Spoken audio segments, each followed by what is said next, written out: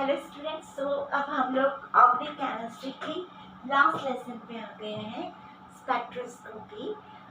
Lesson का theory part तो easy है, बहुत इजी है, बट पता है इसमें न्यूमेरिकल आते हैं। ऑर्गेनिक केमिस्ट्री के न्यूमेरिकल यानी मैथ्स नहीं सॉल्व करना है। बहुत सारे इसके एमसीक्यू भरे रहते हैं न्यूमेरिकल से।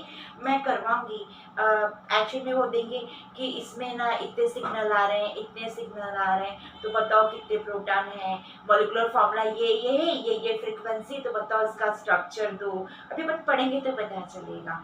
एटलीस्ट 4 to 5 न्यूमेरिकल तो उसी से भरे भरे आता है।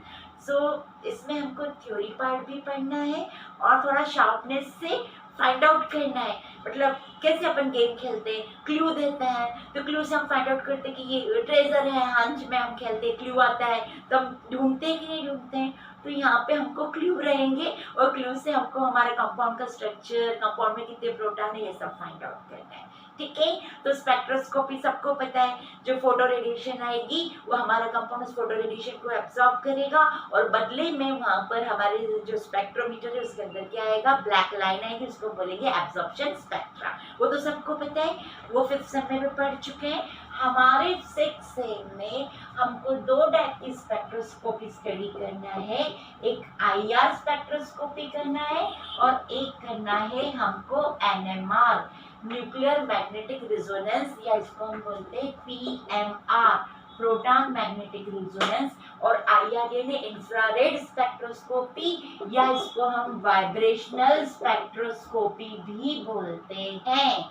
IR स्पेक्ट्रोस्कोपी या वाइब्रेशनल स्पेक्ट्रोस्कोपी, और दूसरी कौन सी स्टडी करना है, NMR, न्यूक्लियर मैग्नेटिक रिजोनेंस, या PMR, proton magnetic resonance spectroscopy.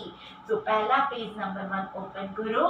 सबसे पहले हमको स्टडी करना है IR स्पेक्ट्रोस्कोपी या vibrational spectroscopy. Let I check vibration है, इसमें ब्लर तो नहीं हो रहा है। हाँ, तो इसको स्टडी करने से पहले सबसे पहले हमें जानना रहेगा कि IR स्पेक्ट्रोस्कोपी क्या है।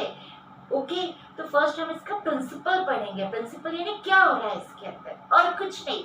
एक्चुअली तुम्हारा MCQ है, तो MCQ के लिए तुम्हें सब्जेक्ट पे कमांड होना चाहिए कि वो क्या पूछ रहे हैं। अदरवाइज वो तुमको ट्रिकी कर देंगे तो तुम घूम जाओगे। और ट्रिकी आंसर चाहे हम लोग ओपन भी करके पढ़े ना, बुक भी ओपन करेंगे ना, तो भी क्लियर नहीं होता। जब तक कॉन्सेप्ट क्लियर नहीं है, ट्रिकी उसमें हम घूम जाते हैं, क्योंकि जो सीधा सीधा है वो तो हम ढूंढ लेंगे, पर ट्रिकी क्वेश्चन नहीं ढूंढ पाएंगे, वो तो हमारे दिमाग से हमको सॉल्व करना पड़ेगा। तो इसके कॉन्सेप्ट को ध्यान से समझो। IR यानी इंफ्रारेड, तो याद करो मैंने 5th सेम में पूरा ऐसा स्पेक्ट्रम वो दिया था, इलेक्ट्रोमैग्नेटिक रेडिएशन या फोटो रेडिएशन का तुमको एनर्जी और वेवलेंथ दिया था। जितना ऐसे जाते जा रहे हैं हमारी वेवलेंथ लॉन्गर होती जा रही है और इधर साइड हमारी एनर्जी या फ्रीक्वेंसी ग्रेटर होती जा रही है। इधर साइड जो है उसकी एनर्जी और फ्रीक्वेंसी का सही रिलेशन है, तुमको पता है E = hv। ठीक है, जितनी ज्यादा एनर्जी उतनी ज्यादा प्लांक कांस्टेंट को हटा दो तो फ्रीक्वेंसी। बट एनर्जी और वेवलेंथ का उल्टा रिलेशन है, H अपॉन है ना, ये क्या बोलना चाहिए, M लैम्ब, ये क्या बोलना, ये जाएगा एनर्जी और वेवलेंथ का जस्ट वाइस वर्सा रिलेशन है। फॉर्मूला हम फिजिकल केम नहीं पढ़ते हैं। ठीक है, तो जितनी ज्यादा इधर साइड में जो फोटो रेडिएशन होगी उसकी एनर्जी और फ्रीक्वेंसी ज्यादा होगी, उधर जाते जाते जाते तो एनर्जी लेस होती जाएगी लेकिन वेवलेंथ लॉन्गर होती जाएगी। ठीक है, तो सबसे पहले हम लोगों ने कौन सी वाली स्पेक्ट्रोस्कोपी करी थी, हम लोगों ने बोला था फॉर UV। ओके, फिर हम लोगों ने किया था UV, राइट। फिर हम लोगों ने किया था UV के बाद किया था विजिबल, और विजिबल के लिए हमने दिया था विब्योर, यानी YOR। विब्योर का मतलब है violet, indigo, blue, green, yellow, orange और रेड। तो वायलेट के इधर वाले को बोलते हैं अल्ट्रा वायलेट, और R के इधर वाले को जो रेड है, रेड के विजिबल के बाद में जो वेवलेंथ आती है उसको बोलते हैं इंफ्रारेड। इसका मतलब है, और ये इंफ्रारेड की एनर्जी बहुत कम है, विजिबल से भी कम है। अल्ट्रावायलेट से का तो सवाल ही नहीं, बट इसकी वेवलेंथ लॉन्गर है। तो अब हम पढ़े, पक्का इंफ्रारेड तुम्हें पता होना चाहिए कि इंफ्रारेड की एनर्जी बहुत कम है, टू लेस एनर्जी है, बट वेवलेंथ लॉन्गर है, राइट। और इंफ्रारेड की रेडिएशन को मोस्टली हम क्या करते हैं, फ्रीक्वेंसी से ही रिप्रेजेंट करते हैं कि इसकी रेडिएशन की फ्रीक्वेंसी कितनी है, कितनी फ्रीक्वेंसी, वेवलेंथ के फॉर्म में नहीं करते, फ्रीक्वेंसी लिखते हैं, किसकी फ्रीक्वेंसी इतने सेंटीमीटर है वगैरह वगैरह जो भी होगा। तो अब हम चले आईआर की फ्रीक्वेंसी। तो आईआर फोटो रेडिएशन को हम क्या बोलते हैं, वाइब्रेशनल फ्रीक्वेंसी। तो पहले अब हम समझते हैं, एक्चुअल में मैं स्टार्ट करती हूँ, ठीक है। तो कोई भी मॉलिक्यूल है, सपोज टू बी एक मॉलिक्यूल है, उसमें 2 एटम है, ए और बी, ठीक है, या उसके अंदर 3 एटम है, इस तरीके से जो भी होगा, ये हमारा हो गया ए बी सी, इस तरीके से हो गया, कुछ भी हो गया, ये सेंटर हो गया या उसका शेप ऐसा हो गया, जो भी होगा। तो अब कभी कभी क्या होता है, कोई हमारा मॉलिक्यूल है, उसके एटम आपस में एक दूसरे से अटैच है। कैसा होगा, एक एटम और दूसरे एटम के बीच में ऐसा बॉन्ड होगा, और ये वाले के बीच में ऐसा बॉन्ड होगा। तो ये हो गया मेरा सी, ये इंटरन्यूक्लियर डिस्टेंस हो गया, ये हो गया ए और ये हो गया मेरा बी। तो सी का इसके सेंटर से इतना डिस्टेंस है, इनकी बॉन्ड लेंथ हो गई, ए और सी के बीच की बॉन्ड लेंथ, और ये सी और बी के बीच की बॉन्ड लेंथ हो गई। एक्चुअली में बॉन्ड कैसे बना, ये दोनों एक दूसरे के साथ क्या हुए, एक दूसरे से बॉन्ड बनाया उन्होंने, चाहे आयनिक बॉन्ड बनाया, ऑर्गेनिक केमिस्ट्री पढ़ रहे तो कोवैलेंट बॉन्ड बनाया उन्होंने ओवरलैप करके। तो ये बॉन्ड लेंथ का मतलब है इसका न्यूक्लियस और इसके न्यूक्लियस के बीच का डिस्टेंस, इंटरन्यूक्लियर डिस्टेंस। ये बॉन्ड लेंथ का मतलब है इसके न्यूक्लियस और इसके न्यूक्लियस के बीच का डिस्टेंस, इंटरन्यूक्लियर डिस्टेंस। तो सपोज टू बी ये कोई मॉलिक्यूल है, ये इसके एटम है। तो याद रखना, कभी भी एटम हमेशा क्या होते हैं, रिजिड नहीं होते हैं, रिजिड यानी एकदम कड़क नहीं होते हैं कि एक बार जो बन गए सो बन गए, हिलने का नाम ही नहीं। नो, एटम कभी भी, तुमने 5th सेम में भी ऑर्गेनो फिजिकल में पढ़ा था आईआर स्पेक्ट्रोस्कोपी, यहाँ पे थोड़ा पैटर्न दूसरा है। तो हम बताएंगे कोई भी एटम कभी भी रिजिड रोटार नहीं होता और एकदम कड़क नहीं रहता है, वो हल्का फुल्का मूव हो सकता है, हल्का फुल्का वाइब्रेट हो सकता है, पक्का, बट वाइब्रेट होने के लिए वो अपने आप नहीं वाइब्रेट होता। ओके, अपने जो भी है उससे, जो प्लेस है उससे इधर या अलग अलग तरीके से, डिफरेंट मोड से वो क्या हो सकता है, वाइब्रेट हो सकता है, बट अपने आप वाइब्रेट नहीं होता। कोई फोटो रेडिएशन उसको मिलती है, उस फोटो रेडिएशन को वो एब्जॉर्ब करता है, और एब्जॉर्ब करके जो एनर्जी मिलती है उसकी वजह से ये मॉलिक्यूल क्या होते हैं, वाइब्रेट हो सकते हैं। पक्का, कोई भी मॉलिक्यूल है उसमें जो एटम है वो एटम एक दूसरे से टाइटली हेल्ड नहीं है, वो थोड़े से अपनी जगह पर टू ऐसे ऐसे कुछ भी हिल सकते, वाइब्रेट हो सकते, ठीक है, बट वो अपने आप वाइब्रेट नहीं होते। बैठे बैठे चलो बोर हो गए, बहुत देर हो गई, ऐसे हिलो नहीं। वो लोग क्या करेंगे, अपनी प्लेस से उनको कोई फोटो रेडिएशन मिलेगी, उस फोटो रेडिएशन को एब्जॉर्ब करेंगे और उसकी इलेक्ट्रोमैग्नेटिक रेडिएशन बोलो कि फोटो रेडिएशन बोलो, उसको एब्जॉर्ब कर, या फोटो फ्रीक्वेंसी, एक ही बात है, फोटो रेडिएशन या पर्टिकुलर फ्रीक्वेंसी की वेवलेंथ मिले तो वो उसको पर्टिकुलर फ्रीक्वेंसी की इलेक्ट्रोमैग्नेटिक रेडिएशन मिले, वो उसको एब्जॉर्ब करेंगे, और जो फ्रीक्वेंसी या एनर्जी मिली उसकी वजह से वो वाइब्रेट होंगे। ओके, तो अब हमारा क्वेश्चन ये है कि मॉलिक्यूल कितने, एक तरीके से नहीं, वेरियस तरीके से वो वाइब्रेट हो सकते हैं। क्यों, तुम्हारी मर्जी, तुम ऐसे ही ऐसे करो कैसे भी कर सकते हैं। तो ये भी हमारा मॉलिक्यूल वेरियस वे से, डिफरेंट मोड से क्या हो सकता है, वाइब्रेट। तो अब पहला क्वेश्चन है कि मॉलिक्यूल में कितने पॉसिबल मोड है वाइब्रेशन के, कितने तरीके से वो वाइब्रेट हो सकता है हमारा मॉलिक्यूल। ओके, तो मॉलिक्यूल 2 तरीके से मोस्टली वाइब्रेट होता है। एक होता है हमारा स्ट्रेचिंग और एक होता है हमारा बेंडिंग, ठीक है। देखो, स्ट्रेचिंग मतलब क्या, हमारा जो मॉलिक्यूल है उस वाले के अंदर जैसे एनर्जी मिली, तो ये मॉलिक्यूल की इसकी क्या है, एक्सिस है, बॉन्ड लेंथ की एक्सिस। इस एटम, देखो ना, ये एटम और ये एटम एक दूसरे से जॉइंट है, तो ये इसकी एक्सिस है। तो ये अलोंग द न्यूक्लियस एक्सिस के अलोंग वो अपने आप को क्या करे, वाइब्रेट करे, और या स्ट्रेच करे, या अलोंग द एक्सिस के उसमें अपने आप को वो क्या कर रहे हैं, वाइब्रेट कर रहे हैं। तो इस वाले देखो पर्टिकुलर वर्ड उन्होंने क्या बोला है कि displacement of the molecule, molecule का जो डिस्प्लेसमेंट है या वाइब्रेशन है अलोंग द एक्सिस है, न्यूक्लियर एक्सिस में। ये देखो, ये इंटरन्यूक्लियर एक्सिस है, दोनों के न्यूक्लियस जॉइंट है, ऐसे हमने दूर दूर बताया पर रियल में ऐसे जॉइंट है। तो ये मॉलिक्यूल क्या करेगा, एक्सिस ऐसे जा रही है तो इस एक्सिस के अलोंग ही अपने आप को डिस्प्लेस करेगा, ठीक है। तो वो डिस्प्लेसमेंट उसकी वजह से क्या होगा, सपोज टू बी एक्सिस यूं जा रही है तो ये मॉलिक्यूल अपने आप को इधर खींचेगा, ऐसे आगे बढ़ा देगा, इधर एक वो करेगा, तो इतना है मॉलिक्यूल तो थोड़ा सा इधर हो जाएगा, ये मॉलिक्यूल भी अपने आप को इधर कर देगा, यानी अलोंग द एक्सिस अपने आप को क्या करेगा, डिस्प्लेसमेंट करेगा। उसकी वजह से देखो पहले कितनी थी, इंटरन्यूक्लियर डिस्टेंस इतना था और बॉन्ड लेंथ इतनी थी, अब उसने क्या किया, अलोंग द एक्सिस अपने आप को डिस्प्लेस किया, थोड़ा आगे बढ़ गया, तो अब मेरा क्या हुआ, बॉन्ड लेंथ इसके कंपैरिजन में इंटरन्यूक्लियर डिस्टेंस या बॉन्ड लेंथ ये भी इधर बढ़ गया, आगे बढ़ गया, तो दोनों डायरेक्शन में क्या हुआ, बॉन्ड लेंथ या इंटरन्यूक्लियर डिस्टेंस क्या हो गया, इंक्रीज चेंज हो गया। और इस पैटर्न को हम क्या बोलेंगे, स्ट्रेच। स्ट्रेच ऐसे ही तो होते हैं, ऐसे ही तो खींचते हैं, ठीक है ना, राइट ना। इसलिए इस टाइप के वाइब्रेशन को क्या बोलते हैं, स्ट्रेचिंग। स्ट्रेचिंग यानी क्या करेगा, इंटरन्यूक्लियर एक्सिस या अलोंग द एक्सिस अपने आप को मॉलिक्यूल क्या करेंगे, डिस्प्लेस करेंगे, जिसकी वजह से बॉन्ड लेंथ या इंटरन्यूक्लियर डिस्टेंस क्या हो जाएगा, चेंज हो जाएगा। और इस टाइप के वाइब्रेशन को हम बोलते हैं स्ट्रेचिंग वाइब्रेशन। वो स्ट्रेचिंग वाइब्रेशन दो टाइप के होते हैं, एक होता है सिमेट्रिकल, एक होता है एसिमेट्रिकल। सिमेट्रिकल यानी दोनों मॉलिक्यूल, दोनों एटम सेम डायरेक्शन में अपने आप को स्ट्रेच करेगा, दोनों उधर जा रहे हैं। और एक क्या है, एक ने तो अपने आप को इस डायरेक्शन में स्ट्रेच किया और एक ने अंदर किया, इसकी तो बॉन्ड लेंथ बढ़ गई, इसकी बॉन्ड लेंथ डिक्रीज हो गई, ठीक है।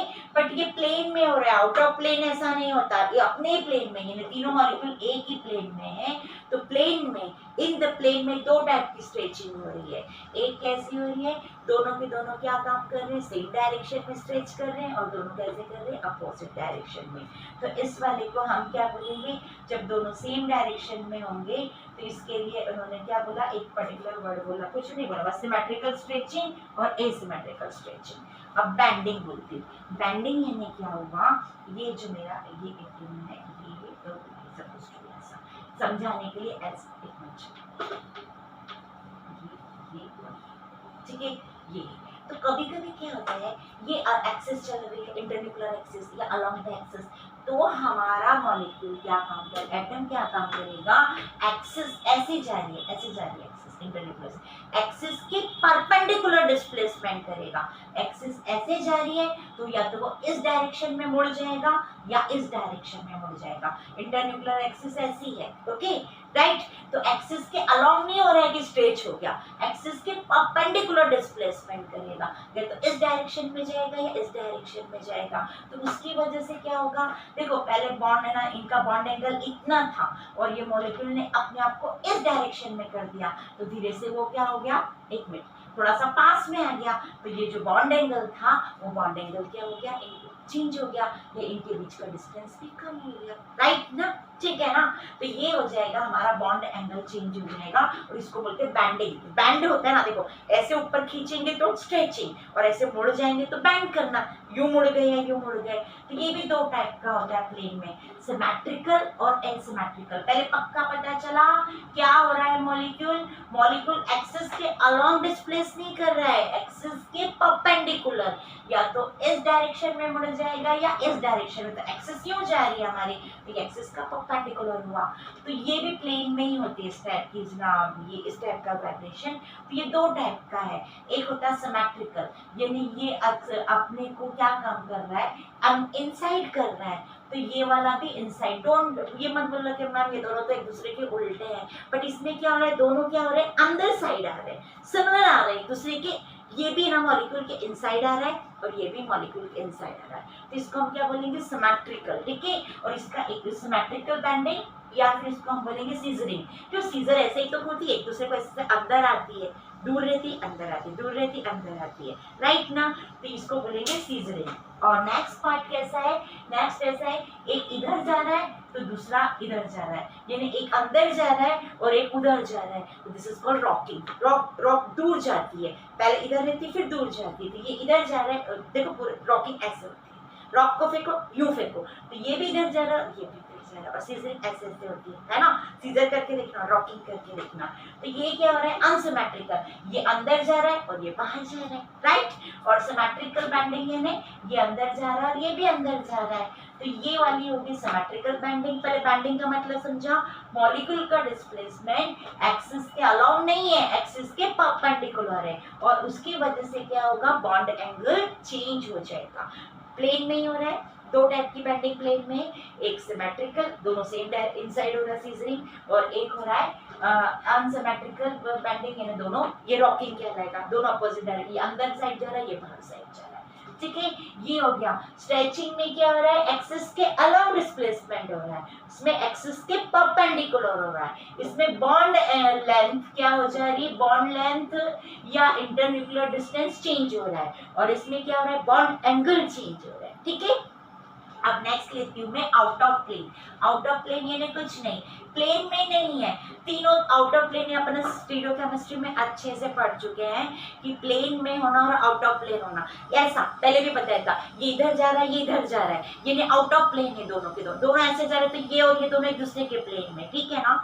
तो जब इस टाइप का आउट ऑफ प्लेन हो तो हम एक को भी प्लस करेंगे और ये भी करेंगे, और एक ये इसको बोलेंगे सिमेट्रिकल और इसको बोलेंगे एसिमेट्रिकल। देखो उन्होंने क्या बोल रखा है, प्लस ये तुम्हारे इसमें ऐसा ही दे रखा है, एक है वैगिंग और एक है ट्विस्टिंग, लेकिन तुम्हारा देखो ये क्या हो रहा है, प्लस यानी क्या हो रहा है, ये चीज हो रहा है, ये मुड़ रहा है, अपने आप को डिस्प्लेस कर रहा है, प्लस मतलब अबोव द प्लेन, प्लेन के ऊपर कर रहा है, और माइनस यानी बिलो द पेन, ठीक है। बट ये हो रहा है हमारा वेगिंग, हिलना, मतलब दोनों अबोव द प्लेन जा रहे हैं, और एक अबोव द प्लेन जा रहा है और एक बिलो द प्लेन, एक ऊपर जा रहा है प्लेन के और एक प्लेन के नीचे जा रहा है, तो दिस इज कॉल्ड ट्विस्टिंग। और ये दोनों प्लेन के अबोव जा रहे हैं या दोनों प्लेन के बिलो कर दो, एक ही बात होती है, तो दिस इज कॉल्ड वैगिंग। ये आउट ऑफ प्लेन वाला से वो है, ठीक है। ये तो वेरियस मोड हो गए, एमसीक्यू में पूछते हैं कि वेरियस मोड कितने हैं, तो टोटल 6 वेरियस मोड हो गए हम लोगों के, राइट, ओके। और उससे भी ज्यादा है, पर एग्जांपल हम ले दिया। आगे चले हम लोग, अब नेक्स्ट में इसमें देती हूँ कि आईआर से वाइब्रेशन कैसे हो रहा है। ये सारे वाइब्रेशन दिए ना, ये सारे के सारे वाइब्रेशन पता है क्यों होते हैं, जब इंफ्रारेड रेडिएशन को मॉलिक्यूल एब्सॉर्ब करता है तब जाके इस टाइप का वाइब्रेशन करता है। तो अब मैं आगे बताती हूँ, अब मेरा इसका प्रिंसिपल है। तो फर्स्ट पॉइंट यही है राइटिंग में, ये तो various type of the vibration के मोड हो गए कि आईआर को हम वाइब्रेशनल फ्रीक्वेंसी बोलते हैं। देखो पहला पॉइंट यही है कि फर्स्ट है द वाइब्रेशनल, एक मिनट फर्स्ट पॉइंट में लेती हूँ, क्या दे रखा है, the infrared spectroscopy is based on vibrational excitation of the molecule, molecule के वाइब्रेशनल एक्साइटेशन पे डिपेंड है। एक्चुअल में क्या होता है, पहले बोला इंफ्रारेड इधर है, इंफ्रारेड पे ना जो रेडिएशन है वो बहुत, उसकी एनर्जी बहुत कम है, तो जब मॉलिक्यूल उसको एब्जॉर्ब करता है ना, तो उसकी वजह से मॉलिक्यूल का इलेक्ट्रॉन का एक्साइटेशन नहीं होता। यूवी में कैसा होता है, वो नीचे, और विजिबल में क्या होता है, इलेक्ट्रॉन नीचे से कहाँ जंप मारते हैं, अपर एनर्जी लेवल में जाते हैं। हाँ हमने डी में पढ़ाई है, डी एनर्जी में, डी वाले में, कि वो कहाँ जाएंगे, T2G से कहाँ मारेंगे, EG में मारेंगे, ठीक है ना। नीचे से DD ट्रांजिशन हमने बोला था कि वो विजिबल लाइट को एब्सॉर्ब करके यहाँ से यहाँ करते हैं, this is called DD transition. तो बट आईआर फ्रीक्वेंसी में विजिबल रेडिएशन से भी कम एनर्जी होती है। तो आईआर रेडिएशन जैसे ही कोई मॉलिक्यूल एब्सॉर्ब करता है तो वो इलेक्ट्रॉन का एक्साइटेशन नहीं कर पाता, ज्यादा क्या काम करता है, उसके मॉलिक्यूल के एटम क्या करते हैं, वाइब्रेशन करते हैं, ठीक है। तो हम बताएंगे कि आईआर फ्रीक्वेंसी में बहुत कम एनर्जी होती है, लेस फ्रीक्वेंसी होती है, विजिबल की तरह हायर एनर्जी और हायर फ्रीक्वेंसी नहीं होती कि मॉलिक्यूल इलेक्ट्रॉन का एब्जॉर्ब होने के बाद इलेक्ट्रॉन का ट्रांजिशन कर दे। इसकी एब्जॉर्ब करने के बाद कोई भी इलेक्ट्रॉन अपनी जगह से हिलता भी नहीं है। ज़्यादा क्या होते हैं, मॉलिक्यूल के एटम क्या करते हैं, वाइब्रेट करते हैं, जो हमने बताया जैसा डिस्प्लेसमेंट करते हैं, यानी मॉलिक्यूल क्या करता है, वाइब्रेशन शो करता है, ओके। तो मॉलिक्यूल कैसे वाइब्रेशन, कितने टाइप के वाइब्रेशन शो करेगा, कैसे करेगा? तो देखो मॉलिक्यूल में वेरियस टाइप का वाइब्रेशन है, ओके। तो मॉलिक्यूल अपना क्या काम करेगा, वेरियस टाइप का जो भी उसका वाइब्रेशन होगा वो सब वाइब्रेशन को करेगा, और उस वाइब्रेशन के लिए उसको एनर्जी चाहिए। कुछ भी काम करेंगे, मैं बोलूँगी मैं इतने टाइप का बता सकती हूँ, पर इसके लिए मुझे इतनी एनर्जी चाहिए। तो मॉलिक्यूल में हर मॉलिक्यूल के अपने अपने फिक्स वाइब्रेशन होते हैं, टोटल सब सेम टाइप का वाइब्रेशन नहीं करते। कोई 5 टाइप के वाइब्रेशन मोड देते हैं, कोई 6 देते हैं, कोई 4 देते हैं, ओके। तो मॉलिक्यूल में जो वेरियस टाइप का वाइब्रेशन मोड है, तो वो सारे वाइब्रेशन मोड को के लिए उसको पर्टिकुलर फ्रीक्वेंसी चाहिए। हर मॉलिक्यूल का अपना अपना वाइब्रेशन मोड है, ठीक है। कोई मॉलिक्यूल कितने टाइप का वाइब्रेशन मोड करेगा, कितने टाइप का वाइब्रेशन शो करेगा, तो वो काय के ऊपर डिपेंड है, उस मॉलिक्यूल में जितने एटम है उन एटम के सबके मासेस और उन एटम के बीच के डिस्टेंस पे डिपेंड है। पक्का हर मॉलिक्यूल को अपने मन से नहीं होता कि बस अन्ना मिन्ना टिक्का कि मॉलिक्यूल 5 वाइब्रेशन करेगा 6 नहीं, ऐसे नहीं, सबका अपना फिक्स होता है। तो कोई मॉलिक्यूल कितने वाइब्रेशन शो करेगा, mode of the vibration show करेगा, वो काय के ऊपर डिपेंड है, उसमें जितने भी एटम है उनके मासेस के ऊपर डिपेंड है, और उन एटम के बीच के डिस्टेंस के ऊपर डिपेंड है कि वो मॉलिक्यूल टोटल कितने मोड वाइब्रेशंस शो कर सकता है, उतने टाइप के वाइब्रेशन उसमें पॉसिबल है। तो उतने टाइप के वाइब्रेशन पॉसिबल करने के लिए उसको पर्टिकुलर फ्रीक्वेंसी एब्जॉर्ब, फ्रीक्वेंसी मतलब वो एनर्जी, मैं अब एनर्जी नहीं बोलूंगी, याद रखना। वो फोटो रेडिएशन की जो इलेक्ट्रोमैग्नेटिक रेडिएशन जो एब्जॉर्ब कर रहे हैं आईआर को, उसके लिए वो ये नहीं बोलेंगे कि आईआर की एनर्जी, वो बोलेंगे आईआर की फ्रीक्वेंसी, आईआर रेडिएशन की फ्रीक्वेंसी, नेवर सेड कि आईआर फ्रीक्वेंसी की एनर्जी, वो जिंदगी नहीं लगेगा। आपको ऑलवेज क्या बोलना पड़ेगा, आईआर रेडिएशन की फ्रीक्वेंसी। तो जितने भी डिपेंड है, हर मॉलिक्यूल में जितने जितने एटम है, जितने जितने उनके मास है, और जितने जितने मतलब उनका वेट है एटम का, और उनके बीच का डिस्टेंस है, उस हिसाब से हर मॉलिक्यूल के अपने अपने फिक्स वाइब्रेशन होंगे। सपोज टू 2 मॉलिक्यूल है ए और बी, तो इसके अंदर अलग 6 वाइब्रेशन हो रहे हैं, इसके अंदर सपोज टू बी 5 वाइब्रेशन हो रहे हैं, ओके। तो इसके लिए वाइब्रेशन के लिए कुछ अलग फ्रीक्वेंसी की रिक्वायरमेंट है, और इसके वाइब्रेशन के लिए कुछ अलग दूसरे टाइप की फ्रीक्वेंसी की रिक्वायरमेंट है। इसमें V1 वाली फ्रीक्वेंसी चाहिए, इसमें V2 वाली फ्रीक्वेंसी चाहिए। अब ये मॉलिक्यूल पड़े और यहाँ से आईआर रेडिएशन आ रही है, जब ये इस मॉलिक्यूल के ऊपर इसकी रिक्वायर्ड फ्रीक्वेंसी वाली उतनी फ्रीक्वेंसी, जितनी फ्रीक्वेंसी वो है उतनी फ्रीक्वेंसी वाली, सपोज टू बी ना इसमें वो फ्रीक्वेंसी रिक्वायर है 1000 सेंटीमीटर स्क्वायर इनवर्स वाली फ्रीक्वेंसी रिक्वायर है, तो वो वाली फ्रीक्वेंसी इसके अंदर आएगी, और जैसे इसके ऊपर गिरी तुरंत वो उसको क्या कर लेगा, एब्जॉर्ब। और इस वाले के लिए suppose to be 900 centimetre inverse वाली फ्रीक्वेंसी की जरूरत है। तो सपोज टू बी यहाँ पे हमने 800 वाली भेजी, उसने एब्सॉर्ब नहीं किया क्योंकि उसको तो 1000 वाली चाहिए उतने वाइब्रेशन शो करने के लिए। फिर 850 वाली भेजी, 900 वाली भेजी, 950 वाली भेजी, बाय फ्लूक हमने 1100 वाली भेजी, तो भी एब्सॉर्ब नहीं किया। जैसे 1000 वाली आई, सिमिलर वाली फ्रीक्वेंसी जो उसके वाइब्रेशन के लिए रिक्वायर है, वो सिमिलर फ्रीक्वेंसी वाली आईआर रेडिएशन इसके ऊपर गिरी, ध्यान से उसने इसको एब्सॉर्ब कर लिया। ये 1000 नहीं है, 900 वाली को एब्सॉर्ब करेगा, और जैसे ही एब्सॉर्ब करेगा वो मॉलिक्यूल फट करके, जैसे इसके इतने वाइब्रेशन मोड पॉसिबल है, और इतने वाइब्रेशन मोड करने के लिए उसको इतनी फ्रीक्वेंसी की आईआर रेडिएशन चाहिए, उसको इतनी आईआर फ्रीक्वेंसी, इसको इतनी फ्रीक्वेंसी रिक्वायर है। जब इतनी आईआर फ्रीक्वेंसी की आईआर क्या होगी, इसके ऊपर ना ड्रॉप होगी या गिरेगी, तुरंत वो उस आईआर रेडिएशन को एब्सॉर्ब कर लेगा। देखो जब तक ये फ्रीक्वेंसी, ये आईआर में वही वाली फ्रीक्वेंसी नहीं आई तो वो एब्सॉर्ब नहीं कर सकता। उससे कम फ्रीक्वेंसी वाली आईआर आई तो भी एब्सॉर्ब नहीं करेगा, उससे हायर फ्रीक्वेंसी वाली आईआर आई तो भी एब्सॉर्ब नहीं करेगा।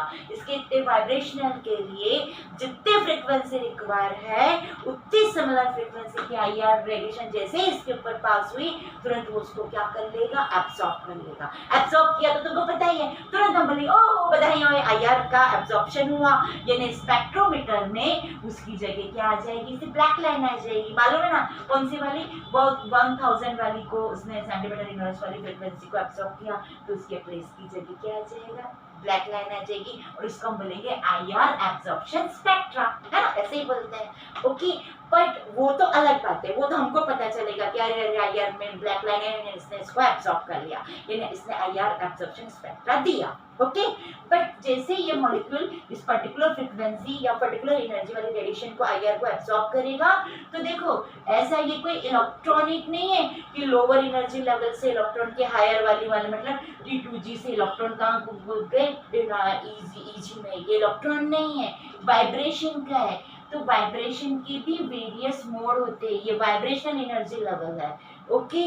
तो वो क्या कर, अरे अपन ने बताया था वाइब्रेशनल एनर्जी लेवल, वो फोटोकेमिस्ट्री में बताया था, ओके ना। ये वाइब्रेशनल एनर्जी है, सपोज टू बी S0 के भी वेरियस वाइब्रेशनल एनर्जी लेवल है, फिर इलेक्ट्रॉन वहां से S0 से S1 में कूदता है, तो S1 के भी वेरियस वाइब्रेशनल एनर्जी लेवल है, तो यहाँ से यहाँ आने में भी पूरा एनर्जी, ऐसा याद करो, ऐसे हमने बताया था। तो ये हमारे सपोज टू बी मेरा एटम ए यहाँ पर है और उसको एनर्जी मिली, तो ये क्या है, वेरियस वाइब्रेशनल एनर्जी लेवल है। तो सपोज टू बी मेरा एटम मॉलिक्यूल इस वाइब्रेशनल एनर्जी लेवल से इस वाइब्रेशनल एनर्जी लेवल पे इतनी फ्रीक्वेंसी वाली रेडिएशन को एब्जॉर्ब कर लिया इसने आईआर को, तो लोअर वाइब्रेशनल एनर्जी लेवल से हायर वाइब्रेशनल एनर्जी लेवल या हायर वाइब्रेशनल एक्साइटेशन लेवल पे, इसको ग्राउंड स्टेट बोलेंगे, इसको एक्साइटेड लेवल बोलेंगे, याद करो ऐसे ही बोलते हैं अपन लोग। तो यहाँ से वो कहाँ जंप कर जाएगा, ग्राउंड वाइब्रेशनल लेवल से एक्साइटेशन हायर वाइब्रेशनल लेवल पे या लोअर वाइब्रेशनल लेवल से हायर वाइब्रेशनल लेवल में चला जाएगा, चला गया। और फिर बाद में तुमको पता ही है, वापस आते समय वो फोटो रेडिएशन नहीं निकालेगा, वापस आते समय वो अपनी इस एनर्जी को हीट के फॉर्म में लूज कर देगा। अगर फोटो रेडिएशन निकालो तो फ्लोरोसेंस हो जाएगा, आईआर की वजह से कभी भी फ्लोरोसेंस नहीं होता। तो हमारे एटम यहाँ पे था, लोअर वाइब्रेशनल लेवल था, उससे हायर वाइब्रेशनल लेवल में गया और वापस आते समय उसने हीट के फॉर्म में एनर्जी लूज कर दी। बट इस गड़बड़ में हमको तो क्या आ गया, हमारे स्पेक्ट्रोमीटर में ब्लैक स्पेक्ट्रा आ गया, एब्जॉर्प्शन स्पेक्ट्रा आ गया, खत्म। समझा कि कैसे एटम ने वाइब्रेशन आईआर रेडिएशन को एब्जॉर्ब किया, यानी जितने हर एटम के अपने अपने पॉसिबल वाइब्रेशन मोड है, ओके। और हर वो काय के ऊपर डिपेंड है, उसमें कितने एटम है और उन एटम के मास कितने और उसके बीच का डिस्टेंस कितना है, ठीक है। उसकी वजह से हर एटम अपना अपना वाइब्रेशन मोड डिसाइड करता है और हर एटम को उसकी अपनी अपनी फ्रीक्वेंसी रिक्वायर होती है। जब आईआर की फ्रीक्वेंसी इसकी फ्रीक्वेंसी से टैली हो जाती है तो उस आईआर रेडिएशन को एब्जॉर्ब करके लोअर वाइब्रेशन लेवल से एक्साइटेशन या हायर वाइब्रेशन लेवल पे जाता है, तो स्पेक्ट्रोस्कोपी में इसको एब्जॉर्ब कर लेते हैं, इसकी जगह एब्जॉर्प्शन स्पेक्ट्रा, ठीक है, आईआर स्पेक्ट्रोमीटर में, और इसको बोलते हैं आईआर स्पेक्ट्रोस्कोपी। और अब वो ऊपर जाने के बाद वापस नीचे आने के लिए क्या करता है, हीट कभी भी रेडिएशन के फॉर्म में नहीं लूज करता है, सॉरी एनर्जी काय के फॉर्म में लूज कर देता है, हीट के फॉर्म। तो ये तो पार्ट हो गया कि आईआर काय के ऊपर बेस्ड है, वाइब्रेशनल उसके ऊपर बेस्ड है।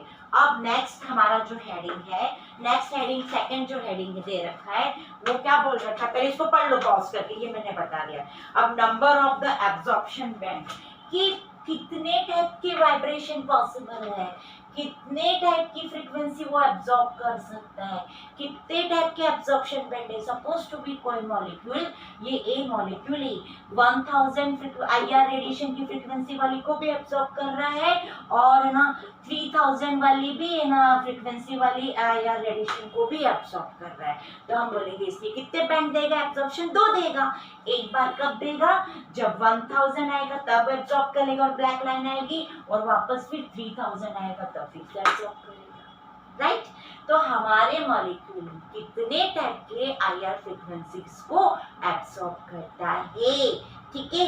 जितनी बार वाली डिफरेंट आईआर फ्रीक्वेंसीज रेडिएशन की फ्रीक्वेंसी को एब्सॉर्ब करेगा उतने ही उसके अंदर क्या आएंगे, एब्सॉर्प्शन बैंड आएंगे, एब्सॉर्प्शन स्पेक्ट्रा आएगा। तो मॉलिक्यूल कितनी IR, how many number of the IR radiation या आईआर फ्रीक्वेंसी को वो एब्सॉर्ब करेगा, वो काय के ऊपर डिपेंड है, एटम के मासेस पे नहीं, don't be confuse, number of atoms, molecule में कितने एटम, एटम के मासेस पे नहीं, कितने एटम है, नंबर ऑफ एटम्स और क्या बोला है, उन लोगों के मॉलिक्यूल के शेप पे डिपेंड है कि मॉलिक्यूल क्या है, लीनियर है या ना ट्राइएंगुलर है, उसके ऊपर डिपेंड है। सपोज टू बी ये मेरा मॉलिक्यूल है BeH2, तो वो लीनियर है, लेकिन अगर वही H2 हुआ तो उसका शेप कैसा हो जाएगा, ये लीनियर हुआ। ये ट्राई एटोमिक है, पॉली एटोमिक है, तीन डाई एटोमिक होते हैं और एक दो से ज्यादा को हम पॉली एटोमिक बोलते हैं। तो बेरिलियम डाइहाइड्रेट अपन ने पढ़ा था ना 5th सेम में, तो बेरिलियम डाइहाइड्रेट ट्राई एटोमिक यानी पॉली एटोमिक है बट लीनियर शेप है। और वाटर H2O भी ना क्या है, पॉली एटोमिक है बट नॉन लीनियर है, राइट। तो वो कितने टाइप की आईआर फ्रीक्वेंसी को एब्जॉर्ब करेगा, वो काय के ऊपर डिपेंड है, नंबर ऑफ एटम, कि उसके अंदर 2 एटम है तो हम बोलेंगे वो डाई एटोमिक, ओके। और 2 से ज्यादा होंगे तो हम क्या बोलेंगे, पॉली एटोमिक। तो कितने एटम है उसके ऊपर डिपेंड है आईआर की फ्रीक्वेंसी, कि कितने टाइप की फ्रीक्वेंसी एब्जॉर्ब करेगा, ठीक है। और दूसरा उसके शेप पे कि वो लीनियर है या नॉन। पक्का एमसीक्यू के लिए रिमेंबर रखना, कौन सी आईआर फ्रीक्वेंसी को एब्जॉर्ब करेगा, वो काय के ऊपर डिपेंड है, एटम के मासेस पे और उनके बीच की बॉन्ड एंगल या इंटरन्यूक्लियर डिस्टेंस पे डिपेंड है। लेकिन कितने टाइप के वाइब्रेशन मोड होंगे या कितने टाइप के आईआर फ्रीक्वेंसी कितने एब्जॉर्प्शन बैंड देगा, 2 एब्जॉर्प्शन बैंड देगा, 2 टाइप की आईआर फ्रीक्वेंसी को एब्जॉर्ब करेगा या 3 टाइप की, या जितने टाइप के वाइब्रेशन मोड देगा उतने ही ज्यादा आईआर फ्रीक्वेंसी को एब्जॉर्ब, ओके, ठीक है। तो कितने टाइप के वाइब्रेशन मोड देगा, कितने टाइप की आईआर फ्रीक्वेंसी को एब्जॉर्ब करेगा, जितने ज्यादा वाइब्रेशन मोड उतनी ज्यादा आईआर फ्रीक्वेंसी को एब्जॉर्ब करेगा, उतने ज्यादा एब्जॉर्प्शन बैंड आएंगे। कि ये ना 650 पे भी एब्जॉर्ब कर रहे हैं, 1000 पे भी कर रहे हैं और ना 2000 पे भी, ऐसा हो जाएगा। 3 टाइप के वाइब्रेशन करेगा और 3 टाइप की आईआर फ्रीक्वेंसी को एब्जॉर्ब करेगा और 3 टाइप के एब्जॉर्प्शन बैंड आएंगे।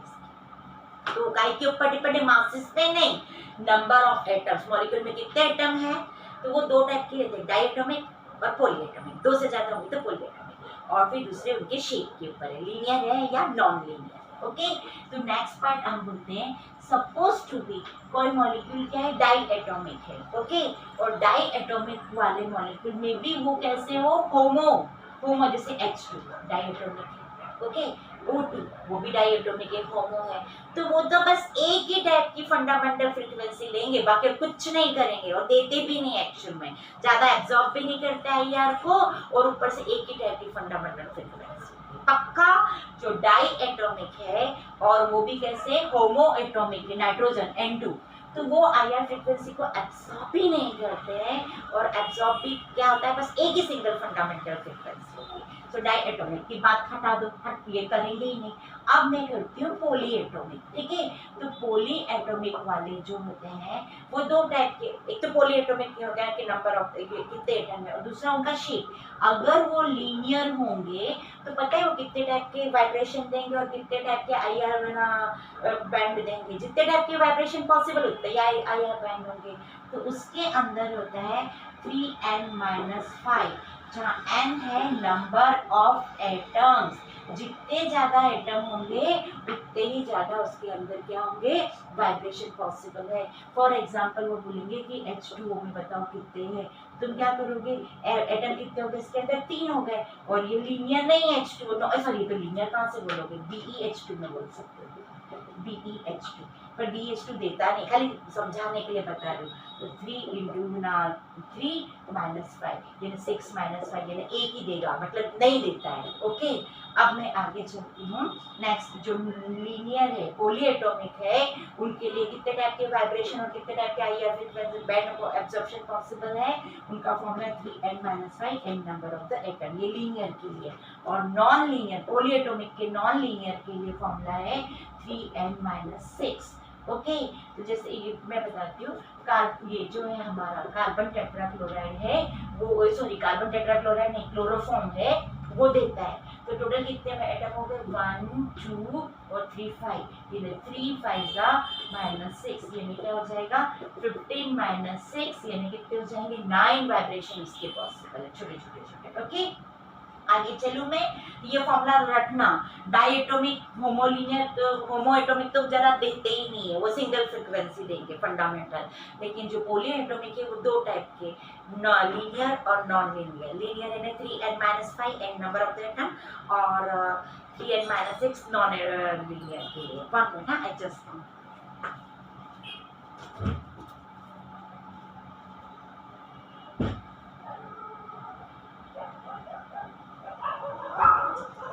And then further and then further हम आगे चलते हैं। ये तो हो गया हमारा, पर याद रखना सारे के सारे वाइब्रेशन जितने भी है वो एक्टिव हो जरूरी नहीं है। जैसे अभी मैंने क्यों ना क्लोरोफॉर्म के हमने कितने निकाले 15 - 6 यानी हमने निकाले 9, तो सब की सब बिना एक्टिव हो वाइब्रेशन के मोड वो पॉसिबल नहीं है, और सबके लिए IR फ्रीक्वेंसी अवेलेबल हो वो भी पॉसिबल नहीं है। देखो ये लास्ट लाइन दे रखी है हम लोगों ने, उस चीज को याद रखना कि भले हम नंबर ऑफ द वाइब्रेशन निकाल देते हैं बट वो पॉसिबल नहीं है। ये number of the absorption band है उसमें बोला है ना all vibration are not necessary active और ऑल ना फ्रीक्वेंसी आर नेसेसरी डिफरेंट। जरूरी नहीं है कि जितने भी 9 मैंने बोले तो सारे 9 वाइब्रेशन एक्टिव होंगे ही सही, उससे कम भी हो सकते हैं। और दूसरी बात सारी फ्रीक्वेंसी डिफरेंट हो जरूरी नहीं। सपोज तो इसके 9 के 9 एक्टिव नहीं हुए, सिर्फ 3 ही एक्टिव है, तो तीनों के लिए डिफरेंट डिफरेंट फ्रीक्वेंसी नहीं हो जरूरी नहीं है वो तीनों सेम ही फ्रीक्वेंसी पे एक्टिव हो जा रहे हैं, तीनों एक ही जगह हो रहे, तो हम क्या कर सकते हैं पक्का ये रिमेम्बर रखना। ये सेकंड पैरा हो गया। अब थर्ड पैरा बताती हूँ। थर्ड पैरा में वो क्या बोल रहे हैं हम लोग, इसको पढ़ लो। सेकंड पैरा जो मैंने बताया उसके फर्दर याद रखो कि वो कौन सा वाला हमने डिसाइड करा, कौन सी वाली फ्रीक्वेंसी देगा। वो अभी मैंने क्या बताया, पहले अपन ने क्या बताया कि कौन सा वाला वाइब्रेशन फ्रीक्वेंसी का देगा, वो काय के ऊपर डिपेंड होता है, उसके अंदर जो एटम्स है उनके मासेस पे डिपेंड रहता है और उनके बीच के इंटरन्यूक्लियर डिस्टेंस पे। ये तो हमने नॉर्मल रूल बताया कि हम कैसे हैं वो हम पे डिपेंड है, बट कभी कभी ऐसा नहीं होता। हम अच्छे हैं लेकिन जस्ट सोचो मेरा नेबर, ओके नेबर बहुत अच्छा है स्वीटली, तो मेरे को क्या काले कुत्ते ने काटा, मैं भी अच्छी हूँ, मैं भी प्यार से बात करूँगी। अब हमारा neighbour suppose to be adjacent, हमारा मेरा पर्सन या नेबर बस लड़े जा रहा है, मेरे को देख के चीची चीची हमारे दरवाजे पे कचरा फेंक रहा है, चू चू चू जोर से डेक बजा रहा है, काऊ काऊ बोल रहे तो बोल रहा नहीं, हाँ जाओ करना है जो करना है कर लो। तो एक दिन हम सहन करेंगे, 2 दिन सहन करेंगे, तीसरे दिन भले ही मैं कितनी भी कूल हूँ कितनी भी अच्छी हूँ मैं भड़क जाऊंगी। ये नहीं याद रखना हम कैसे हैं ये हम पे भी डिपेंड है, लेकिन हमेशा ताली एक हाथ से नहीं बजती है। हमारा हम कैसे ये करने के लिए दूसरा जन भी इम्पोर्टेंट है। दूसरा जन अगर अच्छा है, अगर हम चिक्कुड़ हो तो दूसरा बोलेगा हाय क्यों चिक रहा है, तो पर एक बार चिकेंगे 2 बार किसी बोलेंगे छोड़ना। तो कभी भी चीज खुद पे नहीं एटमॉस्फेयर पे भी डिपेंड है। तो हमने तो पूरा के पूरा इसके ऊपर ही डाल दिया ये कौन सी फ्रीक्वेंसी दे रहा है वो काय पे डिपेंड है, उसके एटम के मॉलिक्यूल के एटम के मासेस पर नहीं। कभी कभी उसका नेबरिंग एटमॉस्फेयर नेबर में दूसरे कौन से एटम है उस पे भी डिपेंड है।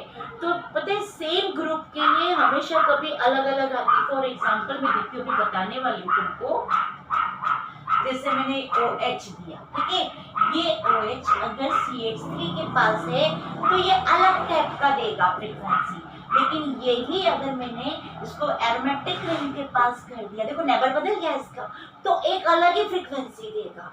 यानी हम क्या बोलेंगे कि OH है ना, OH का जो मास है तो सबसे फ्रीक्वेंसी आना चाहिए, तो नहीं, इसकी फ्रीक्वेंसी काय के ऊपर डिपेंड है, नेबर के ऊपर भी डिपेंड है, इवन देन स्टेरिक इफेक्ट पर। स्टेरिक इफेक्ट भी बताया था कि सपोज टू मैंने H हटा के यहाँ पर N ला दिया या बहुत भया हेवियर ग्रुप लगा दिया, समथिंग समथिंग पूरा चारों तरफ से हेवियर ग्रुप लगा दिया, स्टेरिक इंडेक्स को बताया था, तो उसकी वजह से भी इसका चेंज हो जाएगा OH का, याद रखना। तो हम क्या बोल रहे हैं कि कोई मॉलिक्यूल कौन सी वाइब्रेशन फ्रीक्वेंसी दे रहा है वो उसके ऊपर डिपेंड है, उसके एटम के मासेस के ऊपर डिपेंड है।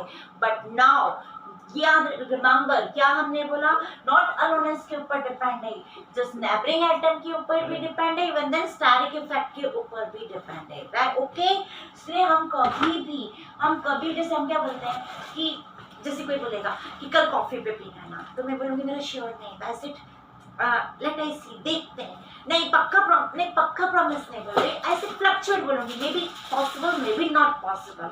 तो हम इसकी चूंकि हमें पता है कि इसकी अपनी फ्रीक्वेंसी खुद पे भी डिपेंड है, vibration frequency, even then neighbour पे भी डिपेंड है। तो तुम बोलेंगे अगर हमने कि ये तो ना 3200 सेंटीमीटर इनवर्स पे दे रहा है अल्कोहल, तो सडनली एरोमेटिक आ गया तो उसने 3500 पे दे दी, तो सब बोलेंगे अरे अभी तो you said 3500, now it's converted to 3500, why?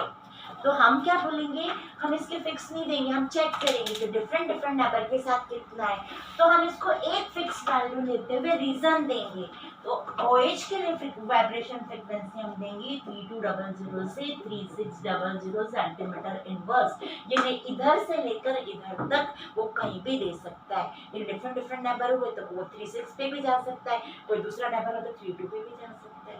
यानी हम कभी भी वाइब्रेशनल फ्रीक्वेंसी को एक सिंगल वैल्यू में देते हुए पूरा रीजन एरिया कवर करते हैं कि मे बी यहाँ से लेकर यहाँ तक, जैसे मेरा फिक्स नहीं है तो ऐसे में 10 बजे से लेकर 12 के बीच में आ जाऊंगी, नॉट ए चलिए तो बहुत ज़्यादा लिया, बट हाँ पर इतना भी हो सकता है कि 10 to 11 के बीच में आऊंगी, नॉट ए श्योर, मैं ऐसा फिक्स नहीं बोलूँगी कि मैं 10 AM 15 मिनट्स में आऊंगी, नहीं, पॉसिबल ही नहीं है फिक्स देना, तो बोलेंगे 10 to 11 के बीच में।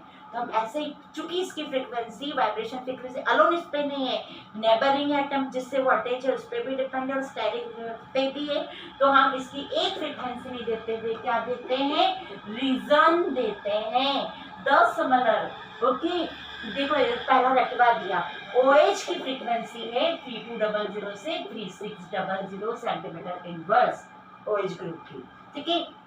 Next CN group, carbon single nitrogen, उसकी IR फ्रीक्वेंसी होती है 1180 से 1360 सेंटीमीटर इनवर्स, ये ऐसे रीजन रहते हैं, ठीक है। अब ये सेकंड पैरा, और लास्ट पैरा पता है क्या बोलता है, लास्ट पैरा ये बोलता है कि है ना, हम लोगों का ये जो है ये कभी कभी फ्रीक्वेंसी अपने आप को ओवरटोन करती है, यानी फिर से आ जाती है वही वाली फ्रीक्वेंसी, ओवरटोन या हार्मोनी करती है, हार्मोनी ने फिर से रिपीटेशन करना। ओवरटोन कैसे करेंगे, सपोज टू एग्जांपल दे रहा हूँ, सपोज टू भी कोई चीज 100 पे हो रही है तो वही चीज वापस ओवरटोन यानी जस्ट डबल पे हो जाएगी, तो वो 200 पे होगी, फिर से अपने आप को हार्मोनी करेगी तो 3 पे ट्राई करेगी, बट ये ओरिजिनल है तो इसका एब्जॉर्प्शन बैंड एकदम शार्प होगा, बट इसका एब्जॉर्प्शन बैंड की इंटेंसिटी इतनी चुनी होगी, इन हम समझ जाएंगे कि ये तो हार्मोनी है या ओवरटोन है। पक्का ये एक चीज रिमेंबर रखना कि ये जो फ्रीक्वेंसी एब्जॉर्प्शन फ्रीक्वेंसी है वो अपने आप का ओवरटोन या हार्मोनी करेगी, रिपीटेशन करेगी, रिपीटेशन जस्ट उसकी डबल वैल्यू पे करेगी। अगर इसकी वैल्यू है ना कितनी है 800 है तो ये 1600 सेंटीमीटर इनवर्स पे करेगी, बट जो रिपीटेशन वाली है जो ओरिजिनल है उसकी इंटेंसिटी एकदम हाई होगी, स्ट्रांग होगी, और जो रिपीटेड वाली होगी उसकी इंटेंसिटी वीक होगी। तो पहचान जाएंगे कि ये एब्जॉर्प्शन पे करे रेडी तो हार्मोनी की वजह से। जैसे हम लोगों ने पहली बार खाना खाने भूख लगी खूब डट के खाएंगे, फिर पता नहीं 1-1.5 घंटे बाद कोई बचा लिया, थोड़ी सी भूख और लगी तो वो पूरा खाना नहीं खाएगा, 1-2 बिस्किट ले लेगा या कुछ चटर पटर नमकीन खा लेगा, वेफर्स खा लेगा, पूरा खाना नहीं बोलेगा कि दाल दो, चावल दो, सब्जी दो, छाछ दो, आमरस दो, ये दो वो दो, नहीं बोलेगा। एक बार परफेक्ट खा लिया, दूसरी बार खा लिया, चलो 2-4 बिस्किट खा लेते हैं, चलो वेफर्स खा लेते हैं, ऐसा हल्का पक्का। तो एक बार इसको ये हो गया हमारा प्रिंसिपल, लेकिन अब मुझे सिलेक्शन रूल भी देना है तुमको। देखो सिलेक्शन रूल मेन इंपॉर्टेंट है, पहले इसको पॉज करके पढ़ लो। अब मैं बताती हूँ सिलेक्शन रूल यानी हर मॉलिक्यूल को, देखो एग्जाम में अटेम्प्ट करने की सबका पॉसिबल है, हर कोई अटेम्प्ट कर सकता है, लेकिन सक्सेस कुछ ही होते हैं। तो क्या वजह है कि someone are successful and someone are refuse, या दे आर द रनर। तो द सेम हर मॉलिक्यूल वाइब्रेशन करता है, मजे में बैठा बैठा वाइब्रेट करता है, डिफरेंट टाइप की वाइब्रेशन करता है, लेकिन उस वाइब्रेशन की वजह से जरूरी नहीं है कि वो IR को एब्जॉर्ब कर ले, IR रेडिएशन को। एवरी वाइब्रेशन पॉसिबल ही नहीं है मॉलिक्यूल के कि हर मॉलिक्यूल की वाइब्रेशन, एवरी मॉलिक्यूल वाइब्रेशन करेगा, बट एवरी मॉलिक्यूल की वजह से IR का एब्जॉर्प्शन होगा, ये पॉसिबल नहीं है।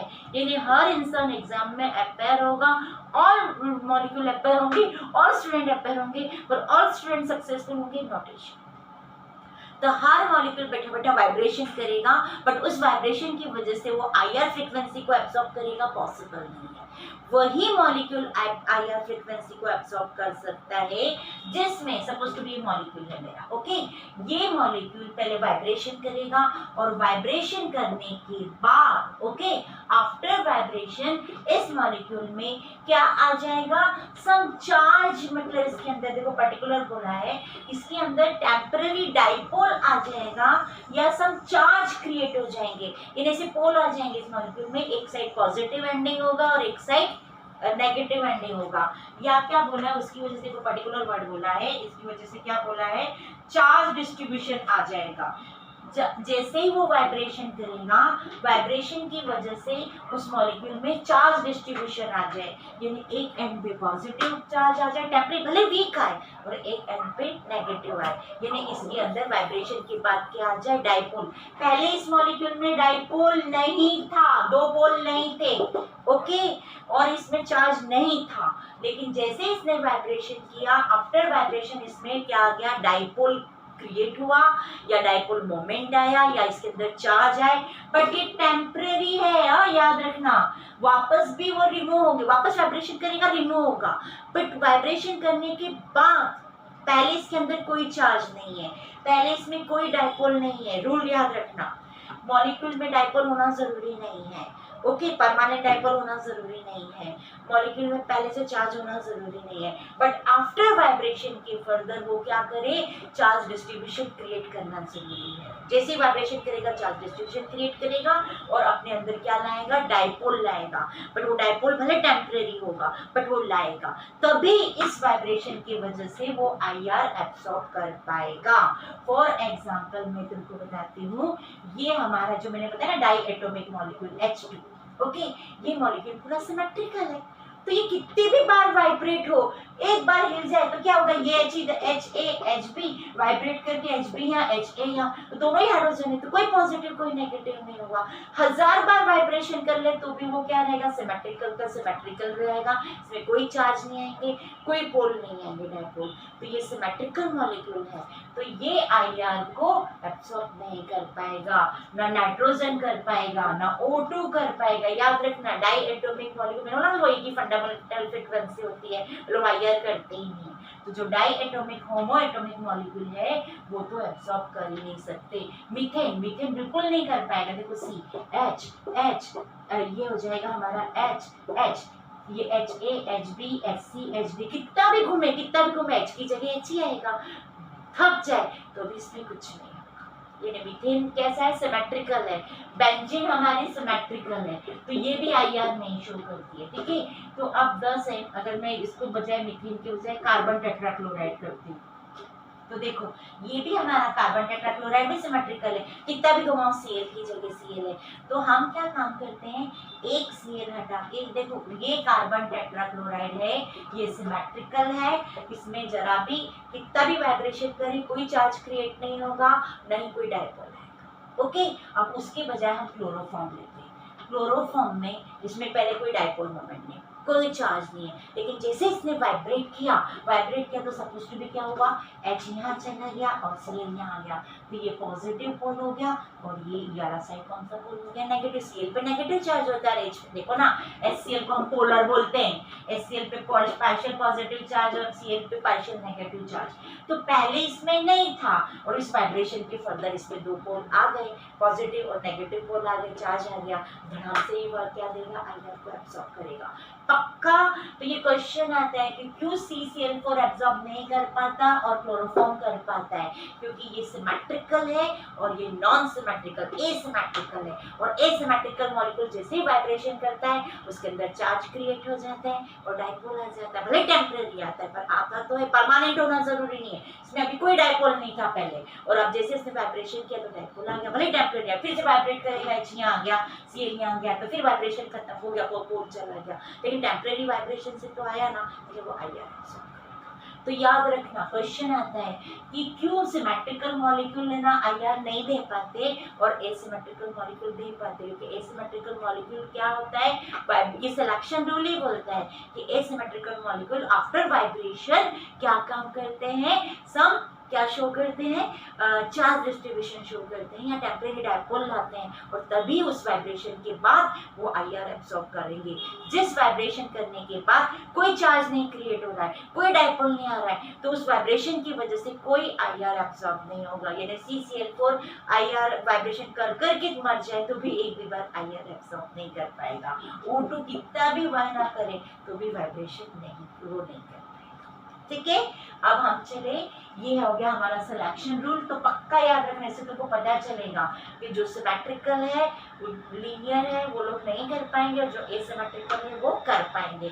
H2O नहीं कर पाएगा, देखो HAA, ये बार बार क्या होगा, H इधर H इधर, तो कितना भी करेगा इसमें कोई डायपोल मोमेंट नहीं आएगा, जैसे CO2 नहीं आ पाएगा। ठीक है, तो जो हमारे सिमेट्रिकल है वो नहीं कर पाएंगे।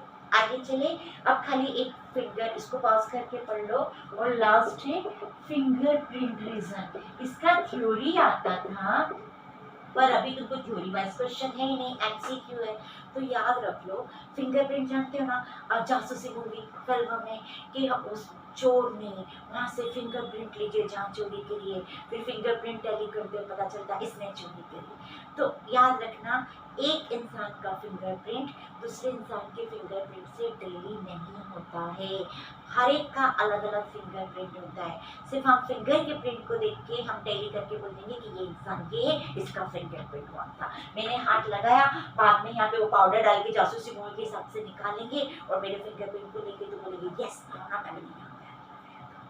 ये सिर्फ उस फिंगरप्रिंट को देख के पहचान जाएंगे कि ये वो पर्सन था। तो आईआर में भी फिंगरप्रिंट कहाँ चलाओ, याद रख लेना, एक कंपाउंड का आईआर दूसरे कंपाउंड के आईआर से सिमिलर नहीं होता। तो सिर्फ आईआर को देख के हम बता लेंगे, कंपाउंड में नहीं, खास तो क्या है, फंक्शनल ग्रुप।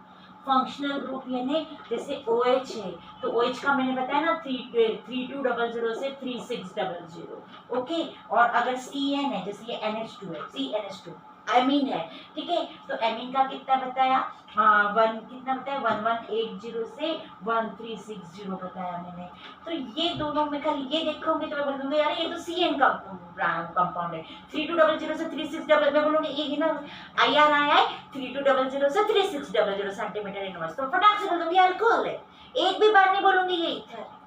ओके, अगर कीटोन है C double bond O, ketone functional group है, तो इसका आ जाएगा 1690 से 1760। तो अगर मुझे बोला कि इतनी फ्रीक्वेंसी आई है 16900 से 1670, तो मैं ये नहीं बोलूंगी अल्कोहल है, मैं फटाक से बोलूंगी कीटोन है या एल्डिहाइड है। एल्डिहाइड का भी यही रहता है सही। ओके, तो ये जितने भी कंपाउंड है, जो फंक्शनल ग्रुप है, एक फंक्शनल ग्रुप का दूसरे फंक्शनल ग्रुप से सेम आईआर नहीं आता। OH का ईथर के जैसा नहीं आता है, OH का कीटोन जैसा नहीं आता है, OH का एसिडिक ग्रुप का सेम नहीं आता है, OH का एमीन के साथ सेम नहीं आता है। राइट, पक्का। तो हर फंक्शनल ग्रुप का अपना अपना आईआर फ्रीक्वेंसी होती है।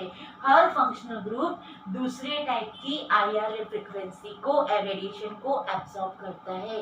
तो सिर्फ हम आईआर रेडिएशन को, जैसे तुमको अभी हमको न्यूमेरिकल करना ही है, तब मैं सिखाऊंगी इससे। तो सिर्फ मैं बोलूँगी आईआर फ्रीक्वेंसी इतनी आई, तो तुमको देख के तुम बोलोगे अरे मैम ये तो ये वो वाला है, कहाँ से बोलोगे तुम, तो अपने घर पे बैठे हो। तो सिर्फ हम आईआर फ्रीक्वेंसी देख के पहचानेंगे कि अच्छा मतलब ये वाला ग्रुप है। अगर तुमको रटवा है ना 3200 से 3600 सेंटीमीटर इनवर्स, इन्हें तुम बोलोगे मैम ये अल्कोहल है, OH ग्रुप। ये नहीं बोलोगे कि कीटोन या एल्डिहाइड है। कीटोन या एल्डिहाइड के लिए तुम क्या बोलोगे, मैं बोलूंगी 1690 से 1760 सेंटीमीटर इनवर्स। तो तब तुम नहीं बोलोगे कि मैम ये अल्कोहल है, तब तुम बोलोगे मैम या तो ये अल्कोहल कीटोन है या ये एल्डिहाइड है। ऐसा C डबल बॉन्ड होगा। यानी एक आईआर फ्रीक्वेंसी दूसरे आईआर फ्रीक्वेंसी से डेली नहीं होती, यानी एक फंक्शनल कंपाउंड की आईआर फ्रीक्वेंसी दूसरे से सेम नहीं होती। इसलिए आईआर को हम क्या बोलते हैं, फिंगरप्रिंट रीजन बोलते हैं, फिंगरप्रिंट जोन बोलते हैं उसको, जोन। ओके, तो याद रखना आईआर खाली MCQ के लिए, बाकी आंसर को रटने की जरूरत नहीं, वो थ्योरी पार्ट का है। सिर्फ MCQ के लिए याद रख लो 650 650 से लेकर 1350 सेंटीमीटर इनवर्स, इस जोन को 650 सेंटीमीटर इनवर्स से लेकर 1350 सेंटीमीटर इनवर्स फ्रीक्वेंसी वाले जोन को हम आईआर का फिंगरप्रिंट रीजन बोलते हैं। 3200 से 36 वाले को नहीं बोलेंगे, ये एमसीक्यू के लिए याद रखना। आईआर का फिंगरप्रिंट जोन कौन सी फ्रीक्वेंसी का है? 650 से लेकर 650 सेंटीमीटर इनवर्स फ्रीक्वेंसी से लेकर 1350 सेंटीमीटर इनवर्स फ्रीक्वेंसी वाले जोन को हम आईआर का फिंगरप्रिंट रीजन बोलते हैं, जोन बोलते हैं। और इस जोन में एक कंपाउंड की आईआर फ्रीक्वेंसी दूसरे कंपाउंड की आईआर फ्रीक्वेंसी के सिमिलर नहीं है, बस इतना ही। ठीक है, तो ये आईआर कंप्लीट हुआ, इसके न्यूमेरिकल बाकी है। पहले कल एनएमआर पढ़ेंगे, सारा थ्योरी पार्ट कंप्लीट होने के बाद फिर हम सिखाएंगे न्यूमेरिकल, वो क्या हाइड्रा ट्रेजर एंड हंट वाला गेम खेल। Okay, bye.